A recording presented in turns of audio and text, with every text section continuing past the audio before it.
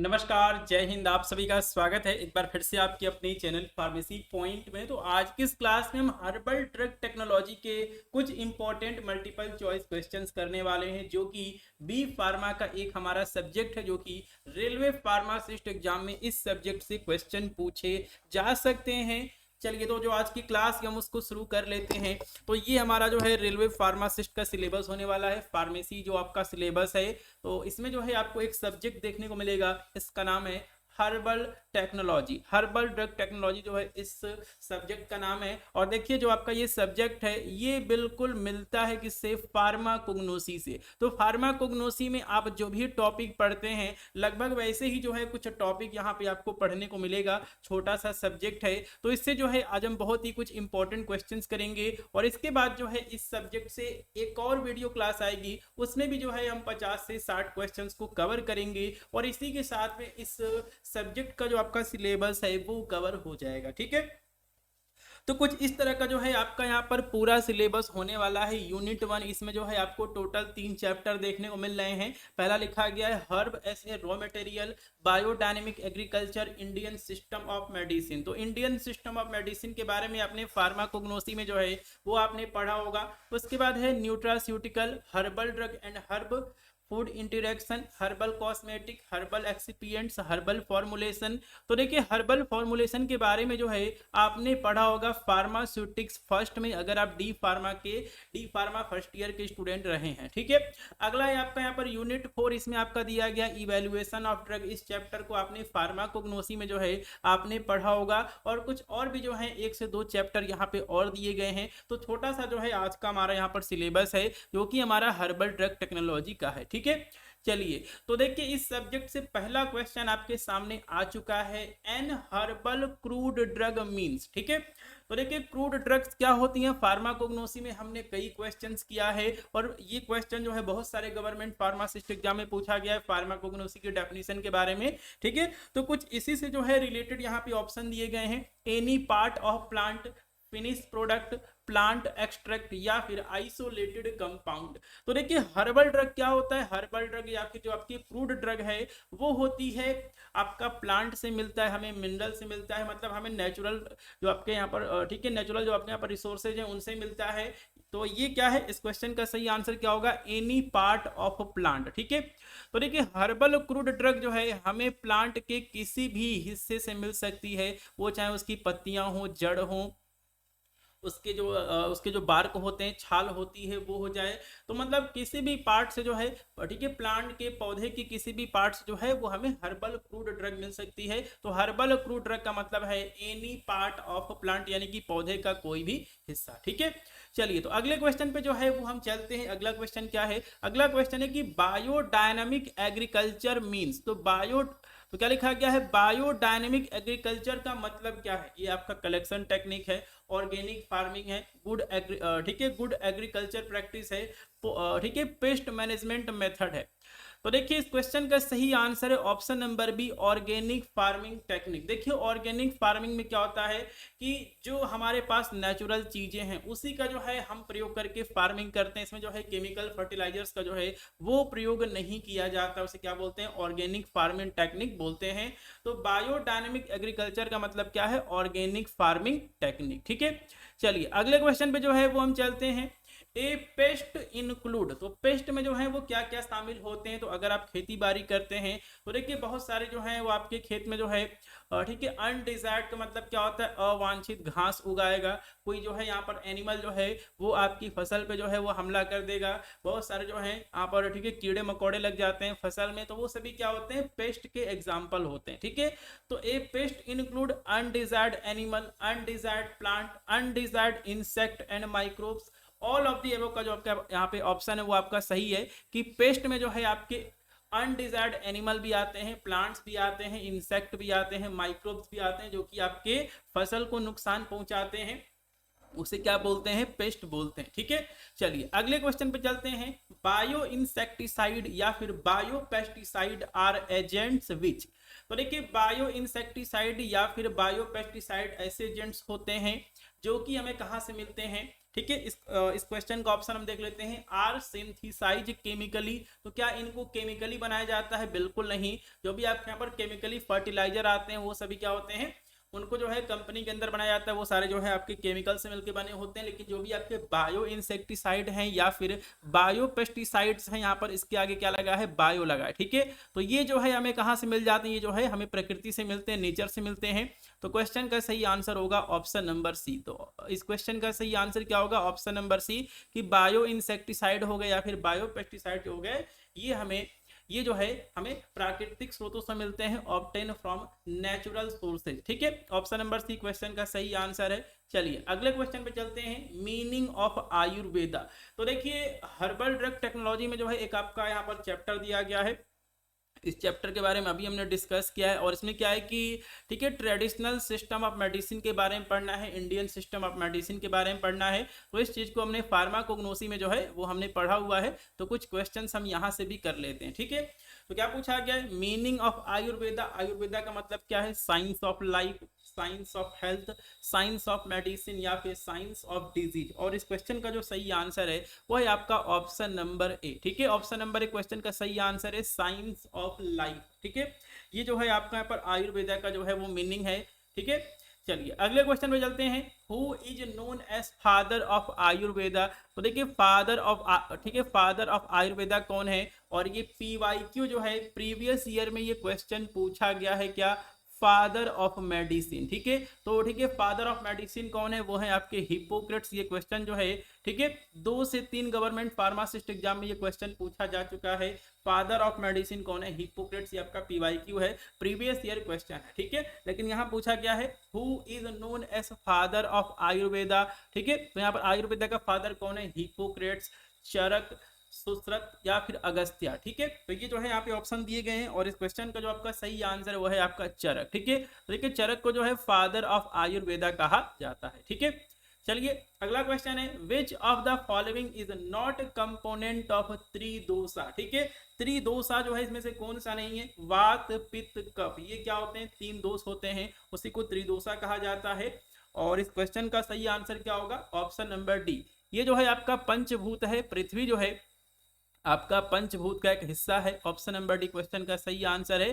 ठीक है, तो ये जो है क्या पूछा गया इसमें, तो इसमें यहाँ पर ये पूछा गया कि इसमें से कौन सा ऐसा है जो कि त्रिदोषा का जो है वो हिस्सा नहीं है, कंपोनेंट नहीं है, वो है आपका पृथ्वी। ये जो है आपका पंचभूत तत्व है, वात पित्त कफ जो है आपके त्रिदोषा होते हैं, 3 दोष होते हैं। ठीक है, चलिए अगले क्वेश्चन पे चलते हैं, which of the following is not component of Panchabhuta. ठीक है, तो देखिए पंचभूता का जो इसमें से कौन सा ऐसा जो कि यहाँ पर कंपोनेंट नहीं है, जल, पित्त, अग्नि, पृथ्वी। तो पृथ्वी हो गया, अग्नि हो गया, जल हो गया, ये सभी क्या है, पंचभूत की क्या है, ठीक है, तत्व है। लेकिन आपका जो यहाँ पर पित्त है, ये क्या है, ये आपका पंचभूता का जो है ये उसका कंपोनेंट नहीं है, हिस्सा नहीं है। ठीक है, चलिए अगले क्वेश्चन पे चलते हैं, सिद्धा system of medicine is popular in.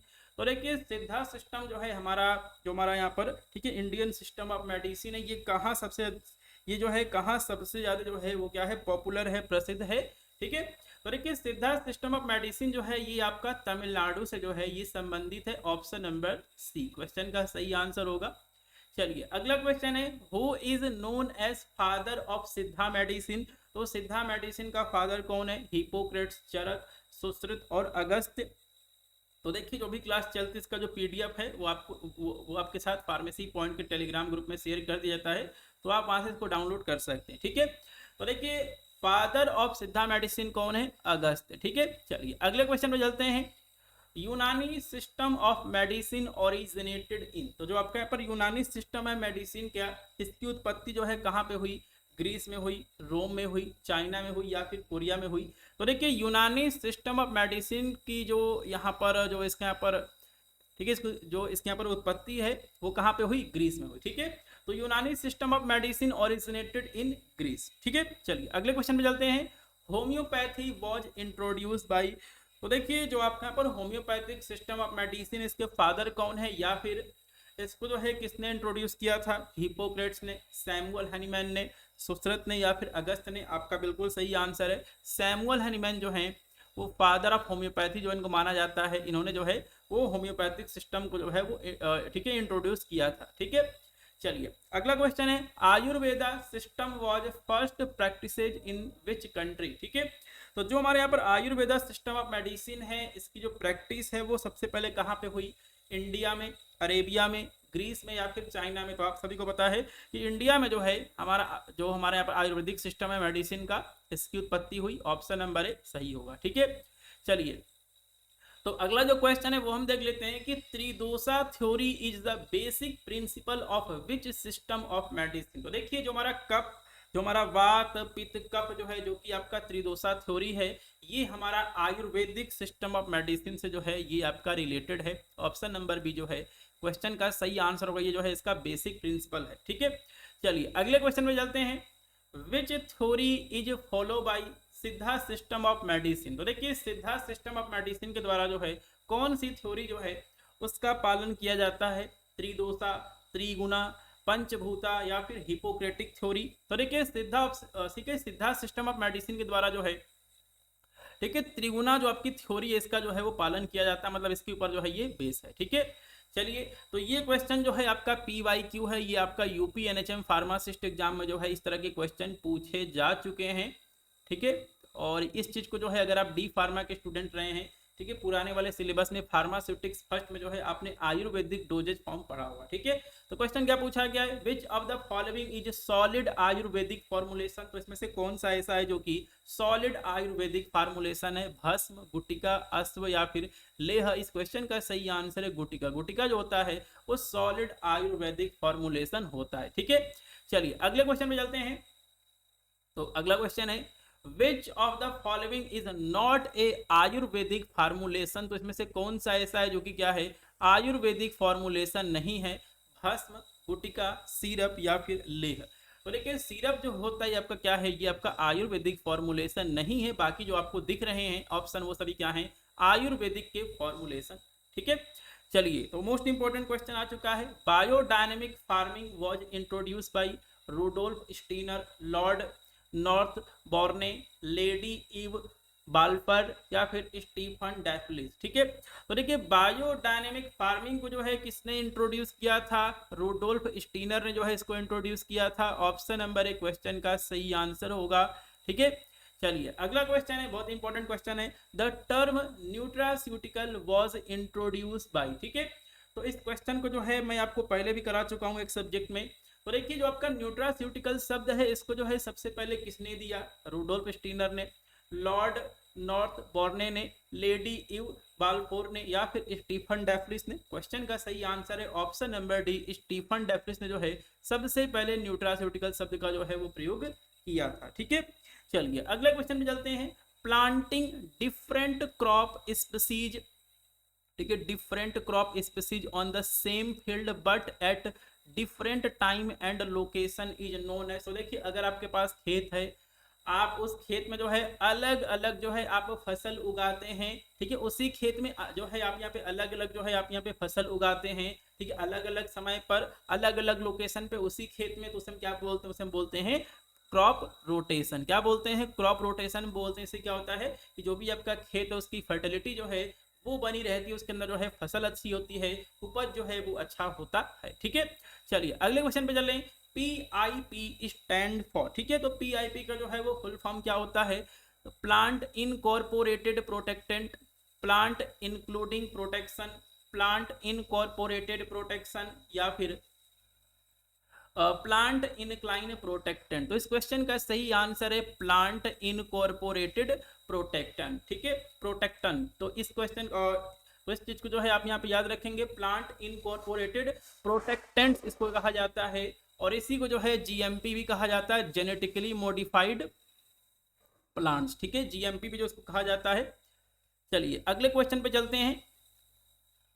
अगला क्वेश्चन है is grown to provide a cover for the soil? तो देखिए बहुत सारी खेती ऐसी होती है उसमें क्या होता है, उसमें क्या होता है कि जो भी हमारा सॉइल है, मिट्टी है, उसको जो है वो कवर कर दिया जाता है, उसे क्या बोलते हैं? क्रॉप रोटेशन बोलते हैं, कवर क्रॉपिंग बोलते हैं, ग्रीन मैन्योर बोलते हैं, या फिर वीड मैनेजमेंट बोलते हैं। इसको बोला जाता है कवर क्रॉपिंग। ठीक है, तो आप कोई भी जो है आप यहाँ पे फसल लगाइए, उसके बीच की जो भी यहाँ पर मिट्टी होती है उसको जो है वो किसी चीज से जो है वो क्या कर दिया जाता है? कवर कर दिया जाता है, उसको ढक दिया जाता है। जैसे कि आपके यहाँ पर भूसा वगैरह होता है उससे, या फिर पुआल वगैरह होता है उससे जो है उसको ढक दिया जाता है। तो उससे क्या होता है कि मिट्टी की नमी जो होती है वो उसी में बनी रहती है। ठीक है, और उससे यहाँ पर एक फायदा और होता है कि जो भी आपके यहाँ पर घास वगैरह होती है वो यहाँ पर नहीं उगती है। ठीक है, चलिए अगला क्वेश्चन है, a substance that is food or part of food and provide medical or health benefits including prevention and treatment of disease is mineral, vitamin, carbohydrate या फिर न्यूट्रास्यूटिकल। क्वेश्चन का सही आंसर है न्यूट्रास्यूटिकल।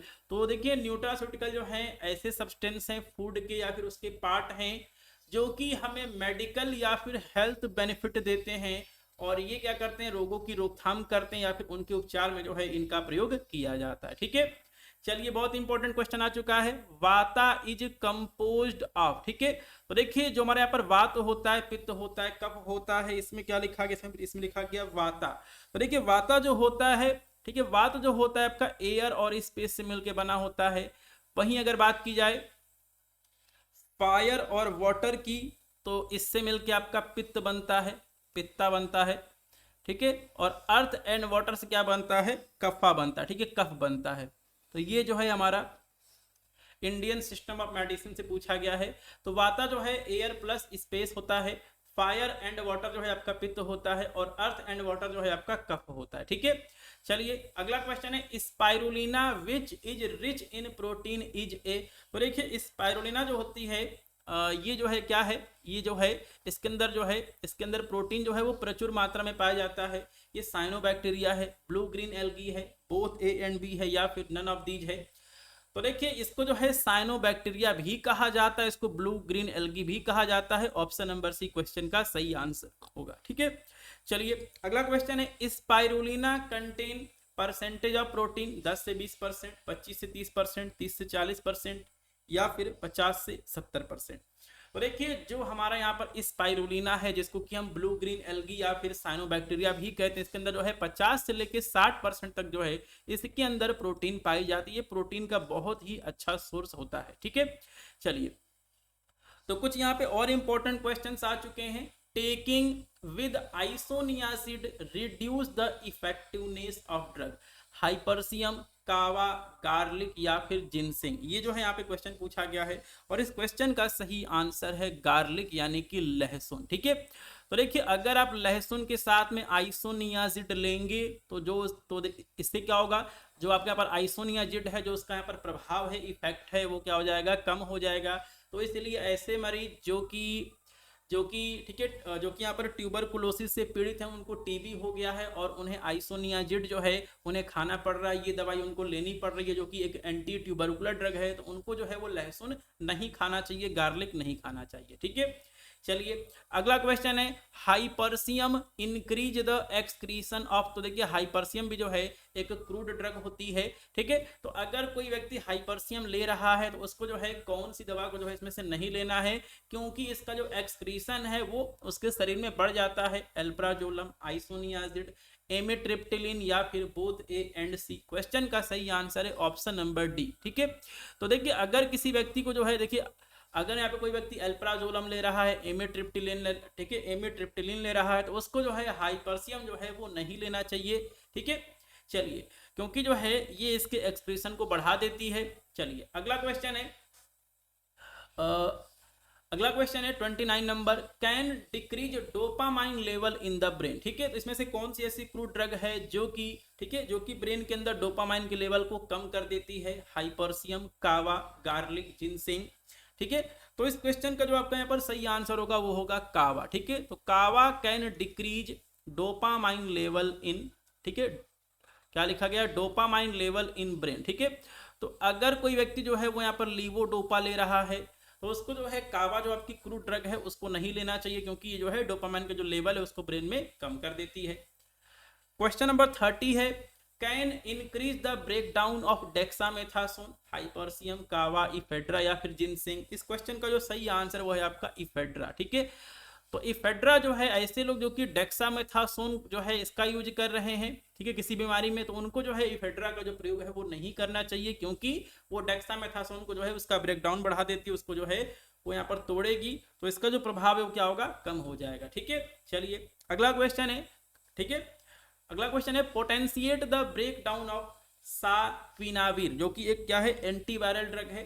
तो इसके ब्रेकडाउन को जो है वो कौन बढ़ा देता है, कौन पोटेंशिएट कर देता है? तो इस क्वेश्चन का जो सही आंसर वो है आपका गार्लिक। तो ऐसे लोग जो कि इस वाले, ठीक है, जो आपका यहाँ पर सैक्विनावीर है, अगर इस अगर इस एंटीवायरल ड्रग को ले रहे हैं तो उन्हें जो है गार्लिक यानी कि जो आपके यहाँ पर लहसुन है उसका जो है उसका कंजप्शन नहीं करना चाहिए, उसका जो प्रयोग है वो नहीं करना चाहिए। ठीक है, चलिए अगला क्वेश्चन है, who formulated first herbal cold cream using beeswax, water, olive oil and rose petal.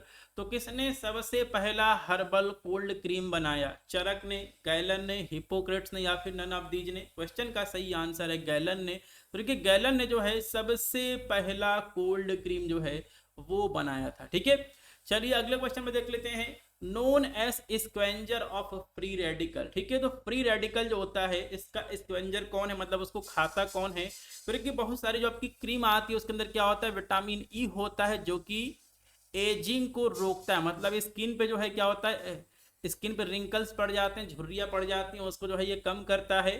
ठीक है, तो इस क्वेश्चन का सही आंसर है option number D, vitamin E को जो है स्क्वेंजर्स ऑफ फ्री रेडिकल्स कहते हैं। रेडिकल की वजह से क्या होता है, ठीक है, शरीर पे जो है वो झुर्रियां पड़ती हैं, स्किन पे जो है वो झुर्रियां पड़ने लगती हैं। ठीक है, चलिए विच of the following is used for determining the specific gravity of syrup. तो देखिए सिरप के स्पेसिफिक ग्रेविटी को, ठीक है, सिरप के स्पेसिफिक ग्रेविटी को, ठीक है, उसका यहाँ पर डिटरमाइन करने के लिए, उसका यहाँ पर निर्धारण करने के लिए कौन सा जो आपका यहाँ पर डिवाइस है उसका यूज होता है? सैक्रोमीटर, हाइड्रोमीटर, पोटेंशियोमीटर या फिर नन ऑफ दीज। तो देखिए सिरप के स्पेसिफिक ग्रेविटी को डिटरमाइन करने के लिए सैक्रोमीटर का जो है वो प्रयोग किया जाता है। ठीक है, चलिए तो ये क्वेश्चन जो है वो आपका यहाँ पर एनएचएम एग्जाम में आ चुका है, एनएचएम फार्मासिस्ट एग्जाम में। Trichomes are also known as plant hair, plant root, plant bark या फिर प्लांट लीव्स। तो देखिए जिस तरह हमारे शरीर पे बहुत ही छोटे छोटे बाल होते हैं, महीन बाल होते हैं, वैसे ही जो है, ठीक है, प्लांट्स में भी क्या होते हैं, ठीक है, हेयर होते हैं, और इसको क्या कहते हैं, इसको जो है ट्राइकोम्स कहा जाता है। चलिए अगला क्वेश्चन है, आईपीआर स्टैंड्स फॉर। तो आईपीआर का फुल फॉर्म क्या होता है? फार्मास्यूटिकल जूरिस्प्रूडेंस में जो है ये क्वेश्चन मैंने आपको कराया हुआ है, क्योंकि नए वाले सिलेबस में आ चुका है। ठीक है, तो इसका फुल फॉर्म होता है इंटेलेक्चुअल प्रॉपर्टी राइट। ठीक है, क्या होता है? इंटेलेक्चुअल प्रॉपर्टी राइट, बौद्धिक अधिकार, ठीक है, संपदा इसको कहा जाता है, बौद्धिक संपदा जो है इसको कहा जाता है। चलिए अगला क्वेश्चन है, which of the following is या फिर are example of intellectual property right. तो इंटेलेक्चुअल प्रॉपर्टी राइट के एग्जांपल्स क्या है? कॉपीराइट, ट्रेडमार्क, पेटेंट और ट्रेड सीक्रेट, ये सभी क्या होते हैं? इंटेलेक्चुअल प्रॉपर्टी राइट होते हैं। ठीक है, ऑप्शन नंबर डी क्वेश्चन का सही आंसर होगा। ठीक है, चलिए तो अगला क्वेश्चन पूछा गया कि medicinal garden of the world, मतलब पूरी दुनिया में जो है सबसे ज्यादा औषधीय पौधे कहाँ पाए जाते हैं? इंडिया में, जापान में, चाइना में या फिर यूएसए में? क्वेश्चन का सही आंसर है ऑप्शन नंबर ए, सबसे ज्यादा औषधीय पौधे जो है हमारे भारत में पाए जाते।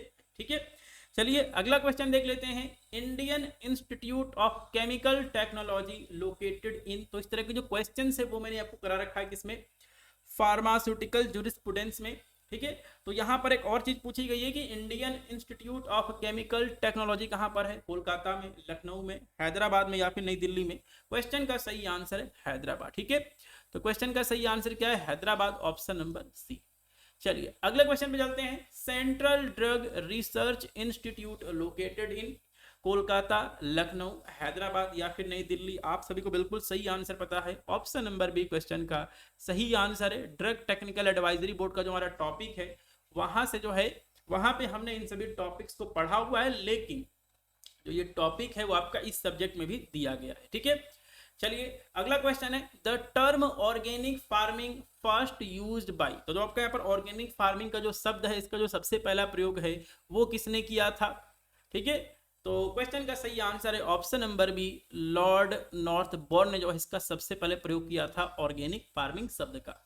चलिए अगला क्वेश्चन है question number 42, is carried out to remove sand. Sand का मतलब क्या होता है? धूल, मिट्टी, बालू।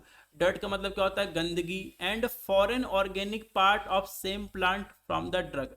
तो देखिए जो भी आपके यहाँ पर क्रूड ड्रग होती हैं, ठीक है, जब उनको निकाला जाता है तो उसमें बहुत सारी डर्ट होती है, सैंड होती है, फॉरेन आपके पार्टिकल्स होते हैं, कुछ उसके अंदर टूटे फूटे पार्ट्स होते हैं, उनको निकाला जाता है। उससे क्या बोलते हैं? ड्रेसिंग बोलते हैं, गार्बलिंग बोलते हैं, बोथ ए एंड बी बोलते हैं, या फिर उसको पैकेजिंग बोलते हैं।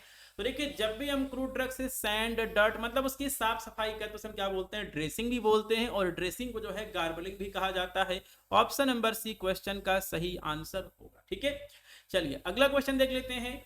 बहुत इंपॉर्टेंट क्वेश्चन है, goat skin is used for packaging of. ठीक है, तो देखिए गोट स्किन जो होती है इसका जो प्रयोग है वो किसके पैकेजिंग के लिए किया जाता है? Alloy, tolu balsam, volatile oil, या फिर नन ऑफ दीज। तो देखिए गोट स्किन में जो है वो एलॉय की जो है वो पैकिंग की जाती है, एलोवेरा जो होता है उसकी जो पैकिंग है वो गोट स्किन में की जाती है। ठीक है, चलिए अगला भी क्वेश्चन बहुत ज्यादा इंपॉर्टेंट है, kerosene tins are used for packaging. तो देखिए कैरोसिन जो होता है, जो आपके यहाँ पर कैरोसिन के टीन होते हैं, इनका जो प्रयोग है वो किसके पैकेजिंग के लिए किया जाता है? Colophony, tolu balsam, both A and B, या फिर नन ऑफ दिस। तो देखिए कोलोफोनी और टोलू बाल्सम, ठीक है, पैकेजिंग के लिए जो है ठीक है केरोसिन टिन का जो है वो प्रयोग किया जाता है। Option number C. ठीक है, चलिए तो हम यहाँ पर एक और यहाँ पे क्वेश्चन देख लेते हैं। Question number 45, methods involve cutting the tree eight base. मतलब देखिए जो आपके पास पेड़ है उसको जो है उसको आधार से जो है उसके बेस से जो है उसको यहाँ पर ठीक है कट कर दिया जाता है। And peeling out the bark, मतलब जो भी उसका बार्क होता है, छाल होता है, उसको जो है वो निकाला जाता है। इस प्रोसेस को क्या कहते हैं? गार्बलिंग, पैकिंग, फेलिंग। तो इसको जो है फेलिंग कहा जाता है। ठीक है, तो देखिए आज की इस क्लास में जो है टोटल हमने यहाँ पर 45 क्वेश्चंस किए हुए हैं, और इस सब्जेक्ट से जो है हम 60 से 70 क्वेश्चंस और करेंगे। उसके बाद हर्बल ड्रग टेक्नोलॉजी नाम का जो आपका ये सब्जेक्ट है ये आपका कंप्लीट हो जाएगा। इसके अलावा और कोई एमसीक्यू जो है या फिर इस सब्जेक्ट से जो है अलग जो है कोई और टॉपिक से क्वेश्चन नहीं पूछेगा। तो कम से कम आप इतने क्वेश्चन जो हैं आप इस सब्जेक्ट से जरूर से तैयार कर लीजिए। तो देखिए बहुत सारे सब्जेक्ट को हमने कंप्लीट किया हुआ है, उनकी जो क्लासेज हैं वो आपकी ठीक है रेगुलर क्लासेज आती रहेंगी जब तक आपका रेलवे फार्मासिस्ट एग्जाम कंप्लीट नहीं होता है। तो जो इसका पीडीएफ है फार्मेसी पॉइंट के टेलीग्राम ग्रुप में देखने को मिल जाएगा, तो आप वहां से इसको डाउनलोड भी कर सकते हैं। साथ में आप फार्मेसी पॉइंट ऐप को डाउनलोड करके जो आपका कोर्स है गवर्नमेंट फार्मासिस्ट का आप उसमें ज्वाइन भी कर सकते हैं। तो आज की इस क्लास में इतना ही, मिलते हैं अगली क्लास में। जय हिंद।